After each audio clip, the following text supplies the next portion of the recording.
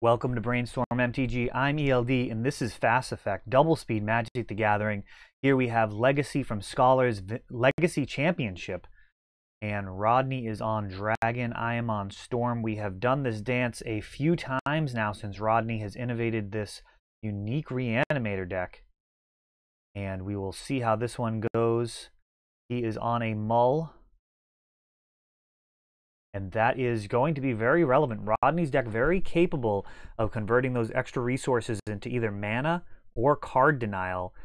Effects like Unmasked, Thoughtseize, Cabal Therapy, they can all hit cards in Rodney's hand to put them into the graveyard to accelerate a win, or more importantly, most of the time, versus Storm, stop the Storm deck from being able to race.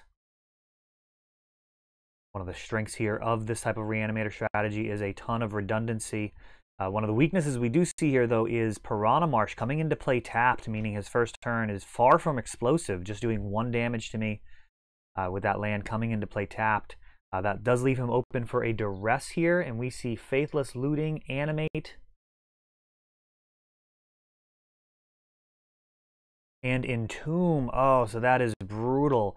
That Entomb would have been able to set up a lethal graveyard so much easier. Now he's going to have to Faithless Looting and find either a World Gorger or a Gristlebrand. So game 1 here, Storm off to a good start. Going to be able to fetch out dual lands fearlessly in this matchup. No chance of Rodney interacting with the mana base. Some cantripping around here, trying to sculpt this new version of Storm post-ban, loading completely up on Preordain. So now 4 Brainstorm, 4 Ponder, 4 Preordain. That is a lot of deck manipulation. So much so that you can actually use several of them just to build Storm in some cases, compared to the older builds where you might be more about setting up just a single explosive turn. And here we go. Unmask, pitching Animate. Rodney feeling like the time is near.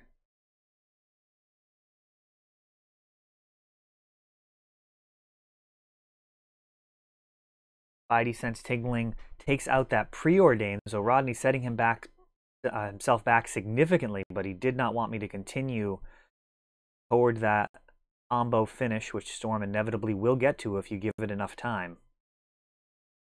Volcanic Island there. Perhaps signaling Empty the Warrens or Pass in Flames is in the near future. There's a Cabal Ritual. 5 black, 1 Storm. 2 Storm off of that LED. And now we're looking at up to 9 mana. Enough to do really anything that the deck wants to do. Oh, and Infernal was the draw for turn. The best card possible there. And it looks like was Pass in Flames put into the bin? It may have been.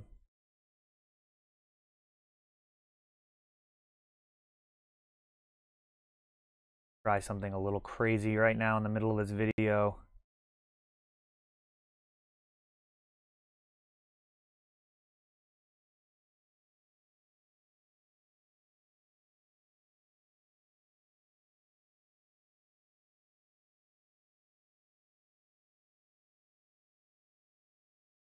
While we're figuring that out, I'm just going to do this and see.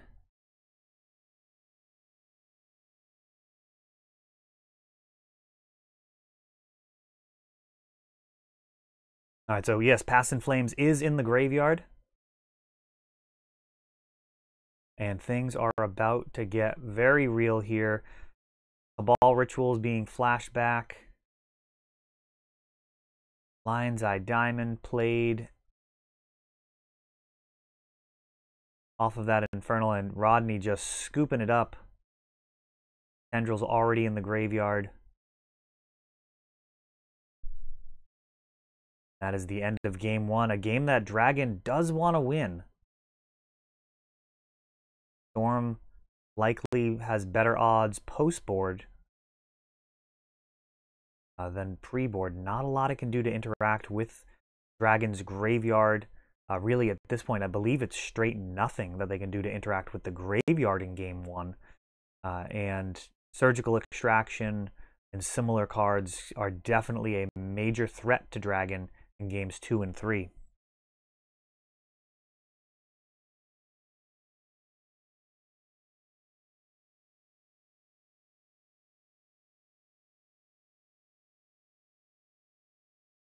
Rodney considering his sideboard options. This Dragon build, very interesting. Going to talk a little bit about that during the shuffling here. The trade-offs are very, very real. You're really taking some significant risks, but the upsides are not to be dismissed. So when we're talking about Worldgorger Dragon, for those unfamiliar, Animate Dead, Dance of the Dead, or even Necromancy at instant speed will allow you to take your Worldgorger, put it into the battlefield. Now he has two triggers. One is exile all your other permanents. The other is when he leaves the battlefield, return all of those permanents. So when things go smoothly, what you're going to be able to do is Animate Dead a Worldgorger Dragon. He enters, all your lands go away, and the Animate. When the Animate goes away, Worldgorger goes to the graveyard. That triggers his Leaves playability, and that brings back the Animate and all your lands. So what you've done there is step one of the loop. Worldgorger's back in play. Your lands are about to flicker out again. Before they do, you can tap them for mana, or you're going to trigger damage from Sunscorched Desert or Piranha Marsh. So that infinite loop means that you can close out games that regular Reanimator can really struggle with. I'm talking about cards like Karakas being a complete blank against that, as well as the ability to do infinite damage or even win at instant speed because of Necromancy. It also doesn't require multiple attack steps. It doesn't really care at all about cards like Ensnaring Bridge. So there are some significant trade-offs here. Of course, the danger is that they can kill your Worldgorger Dragon in response to that first trigger, and you end up exiling all of your permanents, never to return. So this is very much a deck for the bold. You set up your trade-offs and you accept the consequences. And here we go, Brainstorm off of Underground Sea. And it looks like Lotus Petals into Ponder. So really going pedal to the metal here. So a Brainstorm putting back, and then a Ponder to shuffle and draw a random card. Pretty unusual to see Lotus Petal being burned there. A valuable resource. Rodney here sitting on 2 mana. Preordain. Actually missed the card draw there for turn. I didn't even see it.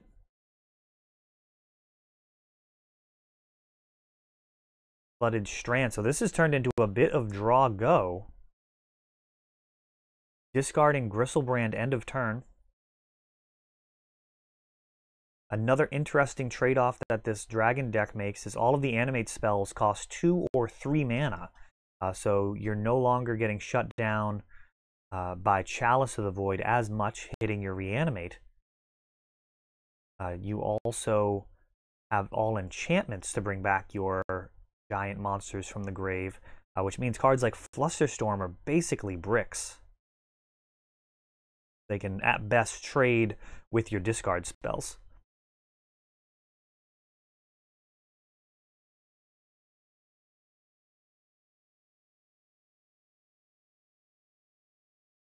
Lotus Petal coming down.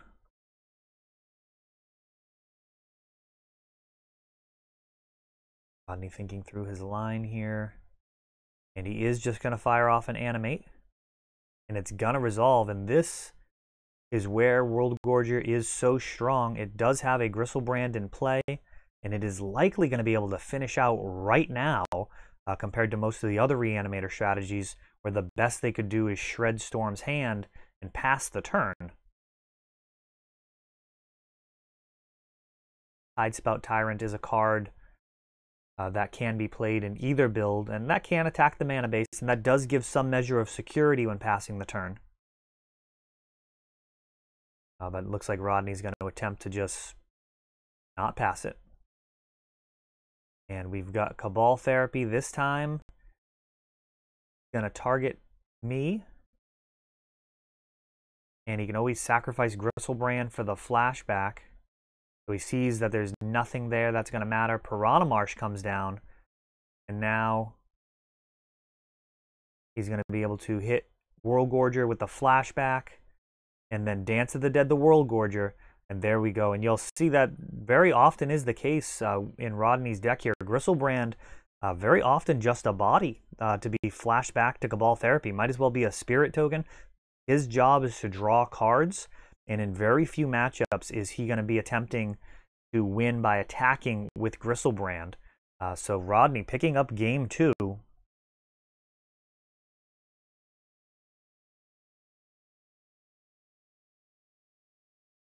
And right now, we're going to be looking to see who gets out of this first round alive.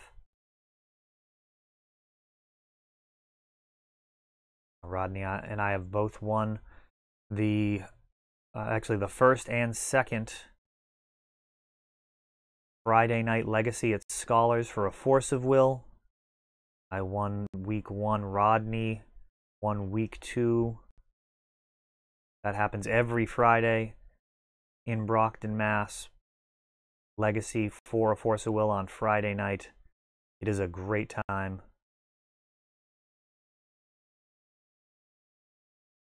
Using that one pile shuffle here. Going pretty deep with the mulling. Not ideal. At least we're going to be on the play. I do joke about never mulling quite often. My keepable range is very large. I do accept the risk of keeping a 7 with some sculpting very often. Being down a card is a very, very significant thing. And a lot of the time that can be undone completely with a card like Brainstorm and a fetch land. Turn that perhaps suboptimal 7 into a really solid hand.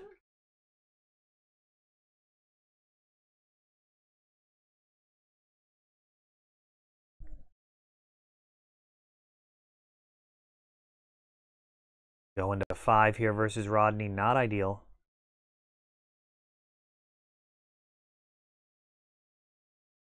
Storm, definitely a little bit worse as it mulls down compared to Dragon.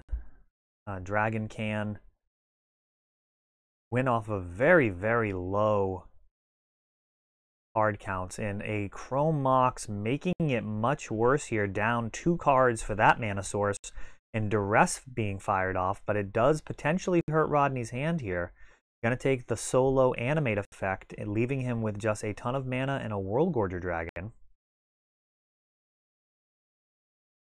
Land go there.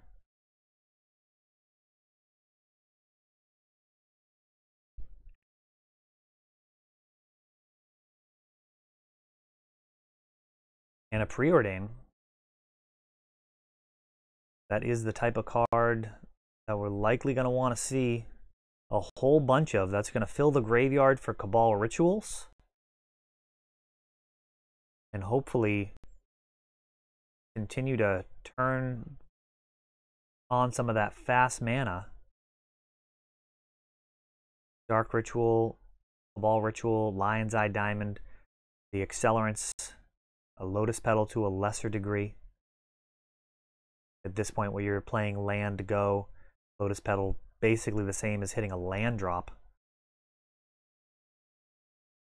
Of course, if we do Ad Nauseam, then the Lotus Petals would be very, very welcome. And just 4 lands here for Rodney, getting in range of hard-casting World Gorger Dragon. And seeing double Surgical. So very defensive cards in the hand here for Storm may be good enough to hold on. Rodney leaving both Surgicals, indicating that he's hoping to draw into Cabal Therapy and get that 2-for-1 as well as clear the way. Ponder into Duress. And seeing triple Dark Ritual.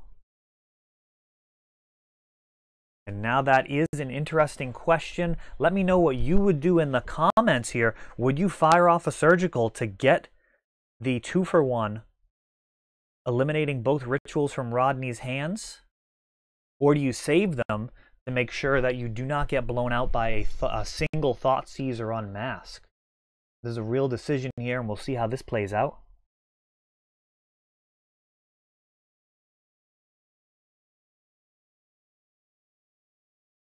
Rodney still short on his red sources for World Gorger, so he's not going to be able to hard cast that.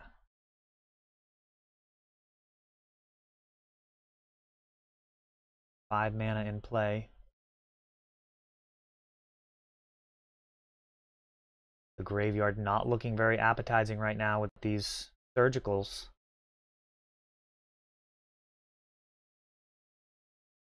And Thoughtseize here. He's Infernal and Dark Ritual.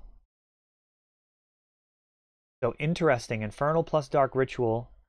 That could have been 6 mana. Could have done an Empty the Warrens there. Could have Surgical Dark Ritual, Surgicaled something else, and then Empty the Warrens. And oh, punished. Gristlebrand hard cast. So those Dark Rituals, that was the pivotal turn right there. So Rodney drawing Gristlebrand. Now he has a Gristlebrand on my side of the board. We could have had 10 goblins with 2 Surgical, Dark Ritual, Infernal, Hellbent into Empty the Warrens. So what a massively important decision gone awry here.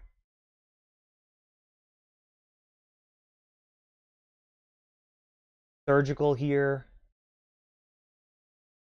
Really not going to matter. That Gristlebrand could close the job out by himself from here. So this is largely just theater.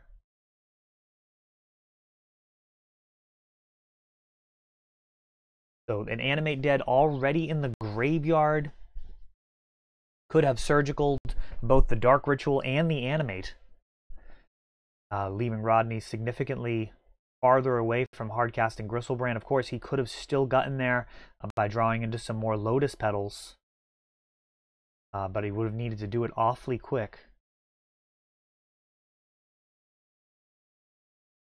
At a certain point, when you are in a mull to 5, you just have to take what you can get. If you have a shot at actually closing out a game, even if it's not ideal, swinging with empty tokens versus Dragon, you just got to do it. And there we go. Absolutely punished. And Rodney taking down this first round of the Scholars Legacy Championship. That's all for this one. If you enjoyed the video, please help grow the channel by subscribing. You'll be notified when we upload new videos like Fast Effect, Double Speed Magic with commentary, or Untapped, our raw tournament gameplay. Thanks for watching.